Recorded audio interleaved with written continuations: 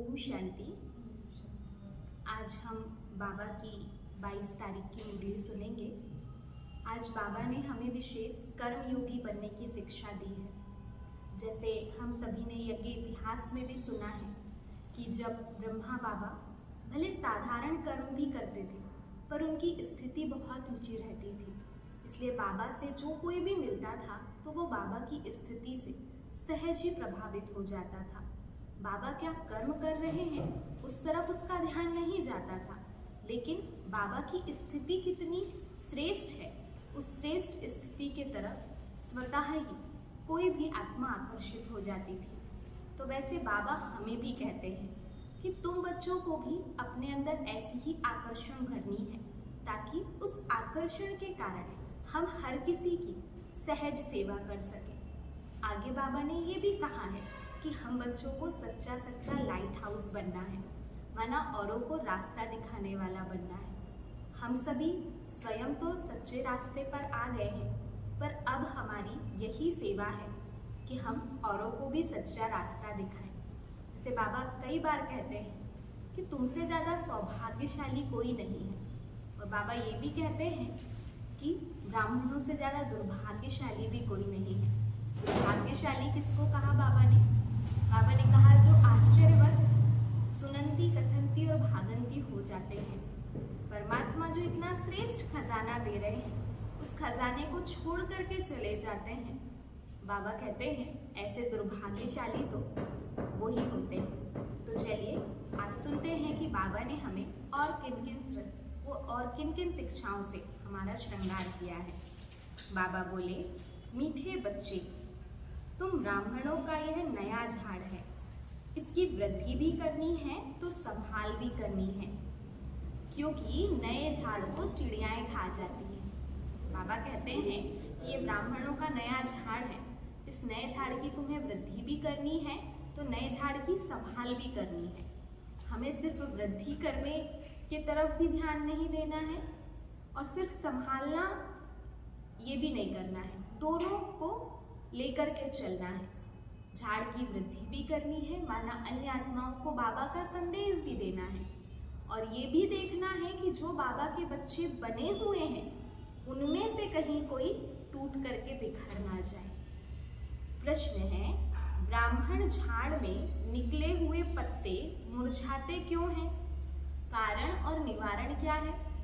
बाबा ने कहा कि इस झाड़ में जो पत्ते निकले हैं वो मुरझाते क्यों हैं, उसका क्या कारण है और क्या निवारण है? उत्तर में बाबा ने बताया, बाप जो ज्ञान के वंडरफुल राज सुनाते हैं वह ना समझने के कारण संशय उत्पन्न होता है। बाबा अभी हमें जो ज्ञान के बहुत गहरे वंडरफुल राज जो सुना रहे हैं, उन राज को जो आत्माएं नहीं समझती तो फिर वो क्या करती है, कहीं ना कहीं उन्हें संशय आता है, इसलिए नए नए पत्ते मुरझा जाते हैं, फिर पढ़ाई छोड़ देते हैं। इसमें समझाने वाले बच्चे बहुत होशियार चाहिए। अगर कोई संशय उठता है तो बड़ों से पूछना चाहिए, उत्तर नहीं मिलता तो बाप से भी पूछ सकते हैं। बाबा ने कहा कि यदि संशय उठता है तो संशय उठना गलत नहीं है, पर उस संशय के समाधान के बिना हमें हमारी गलत धारणा यदि हमने बना ली वो बात गलत है। बाबा ने कहा कि यदि संशय उठता है तो संशय का समाधान हमें लेना चाहिए। गीत है प्रीतम आन मिलो। ओम शांति। गीत तो बच्चों ने बहुत बार सुने हैं। दुख में भगवान को सभी बुलाते हैं, तुम्हारे पास तो वह बैठे हैं। बाबा ने कहा दुख में बुलाते हैं ना सब, तुम्हारे पास तो अभी बैठे हैं, तुमको सभी दुखों से लिबरेट कर रहे हैं। तुम जानते हो बरोबर दुखधाम से सुखधाम ले जाने वाला सुखधाम का मालिक बतला रहे हैं। वह आया हुआ है, तुम्हारे सम्मुख बैठा हुआ है और राजयोग सिखला रहा है। बाबा क्या कर रहे हैं? अभी बाबा आए हैं, हमारे सामने बैठे हैं और हमें राजयोग सिखला रहे हैं। यह कोई मनुष्य का काम नहीं। तुम कहेंगे परमपिता परमात्मा ने हमको मनुष्य से देवता बनाने के लिए राजयोग सिखलाया है। मनुष्य मनुष्य को देवता बना नहीं सकते। किसी मनुष्य के अंदर इतनी शक्ति नहीं है कि किसी को देवी गुणों से संपन्न बना सके। एक परमात्मा के अंदर ही इतनी शक्ति है कि वो मानव को देव बना सके, क्योंकि वो सर्व गुणों और सर्व शक्तियों से परिपूर्ण है। बाबा कहते हैं, मनुष्य से देवता किए करत न लागी वार। यह महिमा किसकी है? बाबा की। बरोबर देवताएं तो सतयुग में होते हैं, इस समय देवताएं होते ही नहीं, तो जरूर स्वर्ग की स्थापना करने वाला ही मनुष्य को देवता बनाएगा। परमपिता परमात्मा, जिसको शिव भी कहते हैं, उनको यहाँ आना पड़े पतितों को पावन बनाने। बाबा ने कहा परमात्मा, जिसको शिव भी कहा जाता है, वो इस धरती पर आता है किस लिए? पतितों को पावन बनाने के लिए। अब वह आए कैसे? पतित दुनिया में श्री कृष्ण का भी तन मिल ना सके। मनुष्य तो मूंझे हुए हैं। अब तुम बच्चे सम्मुख सुन रहे हो। तुम इस दुनिया की हिस्ट्री ज्योग्राफी को जानते हो। हिस्ट्री के साथ ज्योग्राफी जरूर होती है, और हिस्ट्री ज्योग्राफी होती है मनुष्य सृष्टि में। ब्रह्मा विष्णु शंकर की सूक्ष्म वतन की कभी हिस्ट्री ज्योग्राफी नहीं कहेंगे। बाबा ने कहा हिस्ट्री ज्योग्राफी तो इस दुनिया की होती है, वह है सूक्ष्म वतन, वहाँ तो है मूवी, टॉकी तो यहाँ है। अब बाबा तुम बच्चों को सारी दुनिया की हिस्ट्री ज्योग्राफी और मूल वतन का समाचार, जिसको 3 लोग कहते हैं, सब सुनाते हैं। अब बाबा हमें क्या सुना रहे हैं? सारी संसार की हिस्ट्री ज्योग्राफी भी सुना रहे हैं, साथ साथ मूल वतन का समाचार भी सुना रहे हैं। बाबा कहते हैं, अब तुम ब्राह्मणों का नया झाड़ लगा है, इसको झाड़ कहा जाता है। दूसरे जो मठ पंथ हैं, उनको झाड़ नहीं कहेंगे। भले क्रिश्चियन लोग हैं, वह जानते हैं कि क्रिश्चियन ट्री अलग है, लेकिन उनको यह पता नहीं है कि सभी टालियां इस बड़े झाड़ से निकली हुई हैं। समझाना चाहिए मनुष्य सृष्टि कैसे पैदा होगी। माता पिता फिर बालक, वह भी सब इकट्ठे तो नहीं निकलेंगे। 2 से 4 5 पत्ते होते हैं, फिर कोई को तो चिड़िया भी खा जाती है। बाबा ने जैसे उदाहरण दिया कि कोई छोटा पौधा होता है, थोड़े पत्ते निकलते हैं, तो फिर कुछ पत्तों को तो चिड़ियाएं भी खा जाती हैं। यहाँ भी चिड़िया खा जाती है। यहाँ बहुत छोटा झाड़ है, धीरे धीरे वृद्धि को पाएंगे। बाबा ने कहा ये झाड़ भी बहुत छोटा है, धीरे धीरे वृद्धि को पाएगा, जैसे पहले पाया है। तुम बच्चों को अब कितनी नॉलेज है, तुम त्रिकालदर्शी हो, तीनों कालों को जानने वाले हो। बाबा ने कहा तुम कौन हो? तुम त्रिकालदर्शी हो, तुम तीनों कालों को जानने वाले हो। त्रिलोकी नाथ हो, अर्थात तीनों लोकों को भी जानने वाले हो। लक्ष्मी नारायण को त्रिलोकी नाथ त्रिकालदर्शी नहीं कहेंगे। मनुष्य फिर श्री कृष्ण को त्रिलोकी नाथ कहते हैं। जो सर्विस करेंगे उनकी प्रजा बनेगी। अपना वारिस भी बनाना है, प्रजा भी बनानी है, तो यह बुद्धि में होना चाहिए हम त्रिलोकी नाथ हैं। बाबा ने कहा कि अपना वारिस भी बनाना है, अपनी प्रजा भी बनानी है, जिसके लिए कौन सी बात हमारी बुद्धि में रहे कि हम त्रिलोकी नाथ हैं। यह बातें बड़ी वंडरफुल हैं। बच्चे पूरी रीति समझा नहीं सकते तो कंस्ट्रक्शन के बदले डिस्ट्रक्शन कर लेते हैं। बाबा ने कहा बातें तो बहुत वंडरफुल हैं, पर यदि पूरी रीति नहीं समझा पाते हैं तो बाबा ने कहा कंस्ट्रक्शन के बजाय डिस्ट्रक्शन कर लेते हैं, माना सर्विस के बजाय और ही ज़्यादा डिसर्विस कर लेते हैं। निकले हुए पत्तों को भी मुरझा देते हैं। पूरी रीति नहीं समझा पाते हैं तो जो पत्ते निकले हुए हैं उनको भी बाबा ने कहा कैसा कर देते हैं? मुरझा देते हैं, संशय बुद्धि बना देते हैं, फिर पढ़ाई को छोड़ देते हैं। हम कहेंगे कल पहले भी ऐसा हुआ था, बीती सो बीती देखो। अब तुम बच्चे सारे सृष्टि के आदि मध्य अंत को जान गए हो, हिस्ट्री और ज्योग्राफी जानते हो।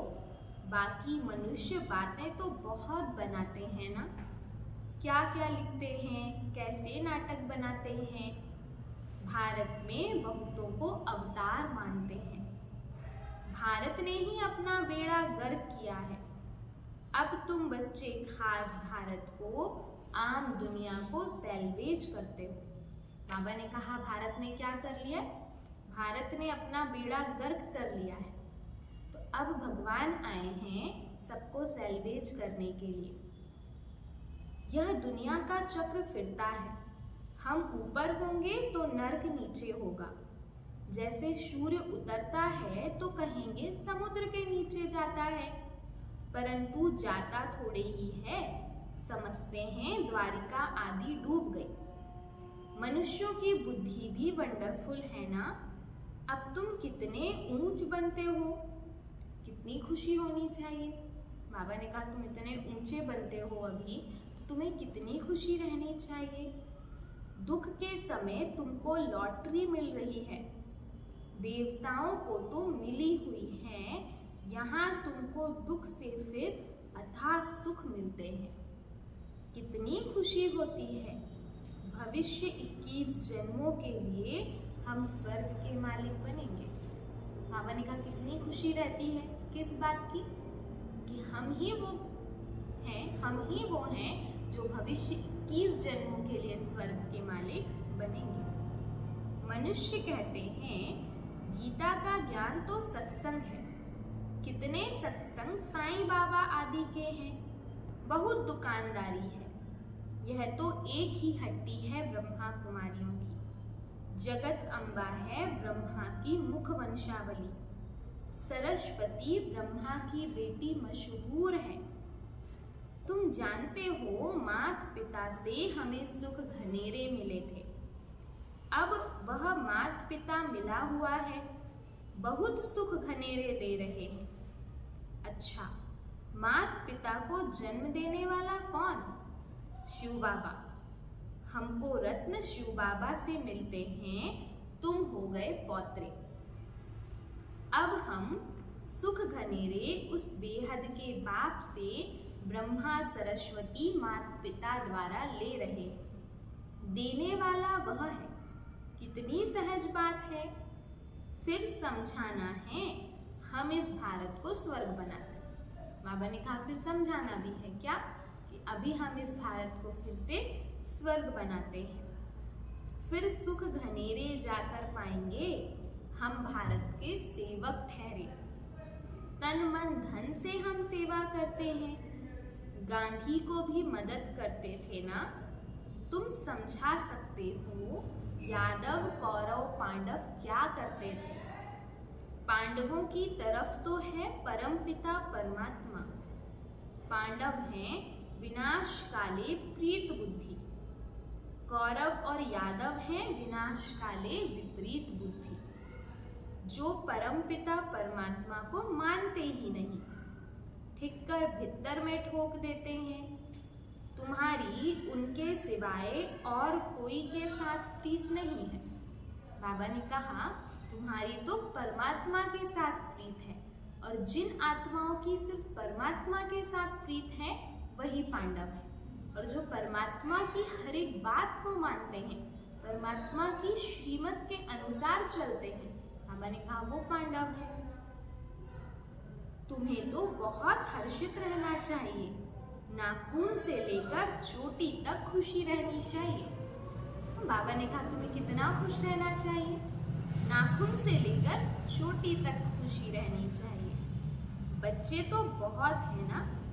तुम मात पिता द्वारा सुनते हो तो तुमको खुशी होती है। सारी सृष्टि में हमारे जैसा सौभाग्यशाली कोई हो नहीं सकता। हमारे में भी कोई पद्मा पदम भाग्यशाली, कोई सौभाग्यशाली, कोई भाग्यशाली और कोई दुर्भाग्यशाली भी है। तो हम कौन सी वाली कैटेगरी में हैं? पद्मा पदम सौभाग्यशाली की कैटेगरी में है कि दुर्भाग्यशाली की कैटेगरी में है? बाबा ने पूछा है हमसे कि हम कौन हैं। कोई ना कोई कारण से जो बाप को फारगती दे देते हैं, आश्चर्यवत भागंती हो जाते हैं, उनको कहेंगे महान दुर्भाग्यशाली। पर हम सभी बाबा के बच्चे जो बाबा की मुरली को रोज सुनते हैं, वो तो पद्मा पदम भाग्यशाली हैं। बाप तो बहुत मीठा है, समझते हैं शिक्षा दूं तो कहाँ फारगती ना दे देवे। समझाते हैं तुम विकार में जाकर कुल का नाम बदनाम करते हो, अगर नाम बदनाम करेंगे तो बहुत सजाएं खानी पड़ेंगी। यदि बाबा की श्रीमत के विपरीत कोई हम कर्म करते हैं तो बाबा ने कहा बाबा का नाम बदनाम करने के निमित्त बनते हैं तो फिर बहुत सजाएं खानी भी पड़ती है। उसे कहा जाएगा सतगुरु का निंदक ठौर न पाए।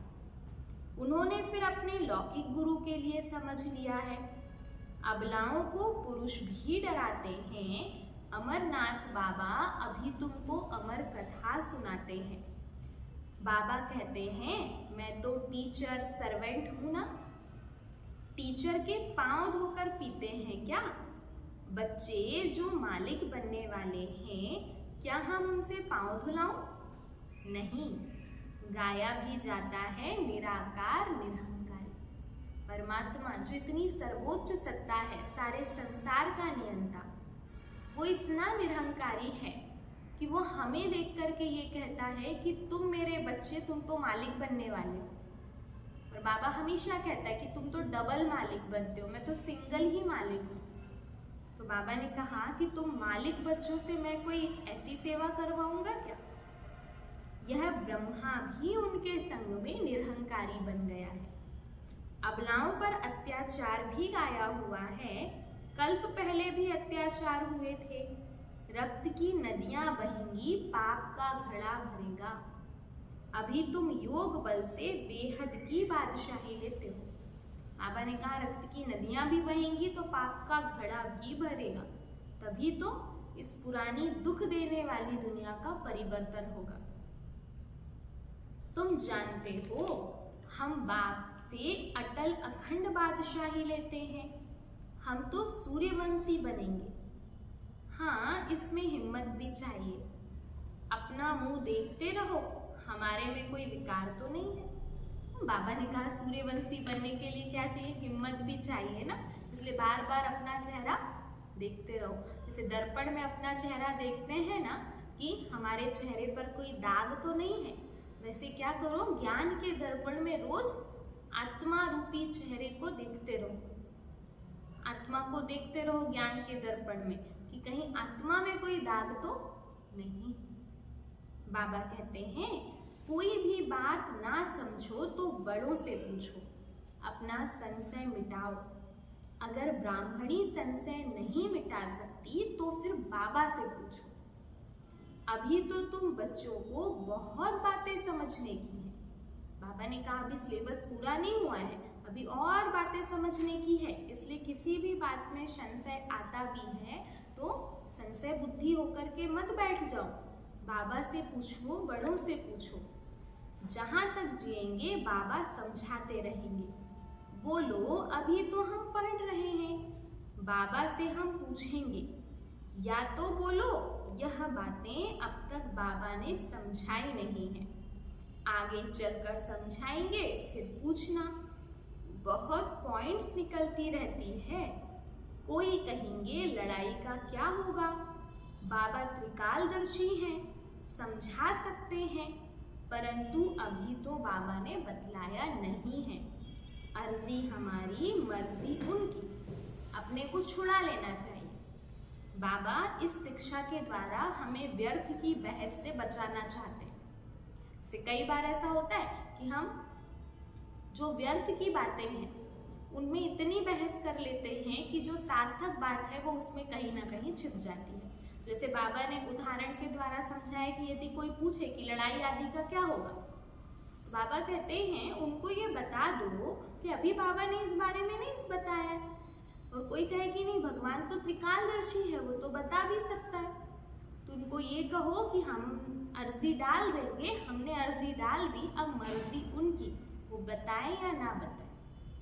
और साथ साथ लड़ाई का क्या होगा, स्थिति कैसी होगी, उससे ज़्यादा ध्यान हमें हमारी मनः स्थिति बनाने में रखना है। जब हमारी मनः स्थिति बनाने में हम ध्यान देंगे तो हमारा अंत समय की जो हमारी स्थिति होगी वो बहुत अच्छी होगी। पर यदि संसार की स्थिति को ही देखने में हमने हमेशा ध्यान लगाया, उसमें ही हम ध्यान देते रहे, तो संसार की स्थिति तो हमेशा ऊपर नीचे होगी और उसके हिसाब से हमारी स्थिति भी ऊपर नीचे होगी। इसलिए हमें हमारी स्थिति बनाने में ध्यान देना है। बाबा कहते हैं, गार्डन में बाबा ने बच्चों से प्रश्न पूछा कि बाबा है ज्ञान का सागर, तो जरूर वह ज्ञान डांस करता होगा। अच्छा, जबकि भक्ति मार्ग में शिव बाबा सबकी मनोकामनाएं पूरी करने का पार्ट बजाते हैं, तो उस समय उनको यह संकल्प होगा कि हमको भारत में संगम पर जाकर बच्चों को यह राजयोग सिखलाना है, स्वर्ग का मालिक बनाना है। यह संकल्प उठेगा, वह जब आने का समय होगा तब संकल्प उठेगा। विचार है यह संकल्प नहीं होगा, भल उसमें ज्ञान मर्ज है, परंतु इमर्ज तब होता है जब आने का समय होता है। ऐसे तो हमारे में भी 84 जन्मों का पार्ट मर्ज है ना, गाया भी है, भगवान को नई सृष्टि रचने का संकल्प उठा, सो तो जब समय होगा तब संकल्प चलेगा। वह भी ड्रामा में बंधायमान है। यह बहुत गहरी बातें हैं। बाबा ने कहा ये बहुत गुह्य बातें हैं। कौन सी? कि जब पार्ट होगा तब वैसा संकल्प इमर्ज होगा। अच्छा, मीठे मीठे सिके लधे बच्चों प्रति माता पिता बाप दादा का याद और गुड मॉर्निंग। रूहानी बाप की रूहानी बच्चों को नमस्ते। हम रूहानी बच्चों की रूहानी बाप दादा को याद, प्यार, गुड मॉर्निंग और नमस्ते। फिर रात्रि क्लास है। बच्चे जब यहाँ आकर बैठते हैं तो बाप पूछते हैं, बच्चे शिव बाबा को याद करते हो? फिर विश्व की बादशाही को याद करते हो? बेहद के बाप का नाम शिव है, फिर भाषा के कारण अलग अलग नाम रख देते हैं। जैसे बम्बई में बबूलनाथ कहते हैं क्योंकि वह कांटों को फूल बनाते हैं। सतयुग में है फूल, यहाँ सभी हैं कांटे। तो बाप रूहानी बच्चों से पूछते हैं, बेहद के बाप की याद में कितना समय रहते हो? उनका नाम है शिव कल्याणकारी। उनकी याद में कितना समय रहते हो? जितना याद करेंगे उतना जन्म जन्मांतर के पाप कट जाएंगे। भगवान की याद में जितना रहेंगे, भगवान को जितना याद करेंगे, तो बाबा ने कहा जन्म जन्मांतर के पाप तुम्हारे कटते जाएंगे। सतयुग में पाप होते ही नहीं। वह है पुण्य आत्माओं की दुनिया, यह है पाप आत्माओं की दुनिया। पाप कराने वाले हैं 5 विकार। 5 विकारों के कारण सबसे जास्ती पाप होते हैं। सतयुग में रावण होता ही नहीं, यह है सारी दुनिया का दुश्मन। इस समय सारी दुनिया पर रावण का राज्य है, सभी दुखी तमो प्रधान हैं। तब कहते हैं बच्चे मामेकम याद करो। यह गीता के अक्षर हैं। बाप खुद कहते हैं देह सहित सभी संबंध छोड़ मामेकम याद करो। पहले पहले तुम सुख के संबंध में थे, फिर रावण के बंधन में आए हो। बाबा ने कहा पहले कहाँ थे? सुख के संबंध में थे, फिर रावण के बंधन में आ गए, फिर अभी सुख के संबंध में आना है। अपने को आत्मा समझो और बाप को याद करो। यह शिक्षा बाप संगम युग पर ही देते हैं। बाप खुद कहते हैं मैं परम धाम का रहवासी हूँ, इस शरीर में प्रवेश किया है तुमको समझाने के लिए। भगवान कहाँ का रहने वाला है? परम धाम का रहने वाला है, और वो आकर के शरीर में अभी प्रवेश करता है, किस लिए? हमें समझाने के लिए। बाप कहते हैं, पवित्र बनने बिगर तुम मेरे पास आ नहीं सकते। अब पावन कैसे बनेंगे? सिर्फ मेरे को याद करो। भक्ति मार्ग में भी सिर्फ मेरी पूजा करते, उनको अव्यभिचारी पूजा कहा जाता है। अभी मैं पतित पावन हूँ, तो तुम मुझे याद करो तो तुम्हारे जन्म जन्मांतर के पाप कट जाएंगे। बाबा ने कहा कि मुझे याद करो तो तुम्हारी स्थिति कैसी हो जाएगी? तुम्हारे जन्म जन्मांतर के पाप कट जाएंगे। 63 जन्मों के पाप हैं। सन्यासी कब राजयोग सिखा ना सके, बाप भी सिखलाते हैं। वास्तव में यह शास्त्र भक्ति आदि प्रवृत्ति मार्ग वालों के लिए है। सन्यासी तो जंगल में जाकर बैठते हैं और ब्रह्म को याद करते हैं। अभी बाप कहते हैं, सर्व का सद्गति दाता मैं हूँ, इसलिए मुझे याद करो तो यह लक्ष्मी नारायण बनेंगे। एम ऑब्जेक्ट सामने है, जितना पढ़ेंगे पढ़ाएंगे उतना ही ऊंच पद देवी राजधानी में जाएंगे। बाबा ने कहा जितनी पढ़ाई पढ़ेंगे, औरों को पढ़ाएंगे तो ऊंचा पद हमें प्राप्त होगा। अल्फ है एक बाप, रचना और रचना से रचना को वर्षा नहीं मिलता। यह है बेहद का बाप जो बेहद का वर्षा देते हैं। तुम स्वर्ग में सदगति में होंगे, बाकी सभी आत्माएं वापस घर चली जाएंगी। बाबा ने कहा तुम कहाँ होंगे? तुम स्वर्ग में होंगे, तुम सदगति में रहोगे। बाकी सब आत्माएं कहाँ चले जाएंगी? बाकी सभी आत्माएं वापस घर चले जाएंगी। मुक्ति जीवन मुक्ति, गति सदगति अक्षर ही है शांति धाम सुख धाम के। बाप की याद बिगर घर जा नहीं सकेंगे। आत्मा को पवित्र जरूर बनना है। यहाँ सभी हैं नास्तिक, बाप को नहीं जानते। तुम अभी आस्तिक बनते हो। गायन भी है, विनाश काले विपरीत बुद्धि विनश्यन्ति। अभी विनाश काल है ना, चक्र जरूर फिरना है। विनाश काले जिनकी प्रीत बुद्धि है वह है विजयंती। बाप कितना सहज कर सुनाते हैं, परंतु माया रावण भुला देती। बाबा ने कहा बाबा कितना सहज करके सुनाते हैं, पर माया क्या कर देती है? माया भुला देती है।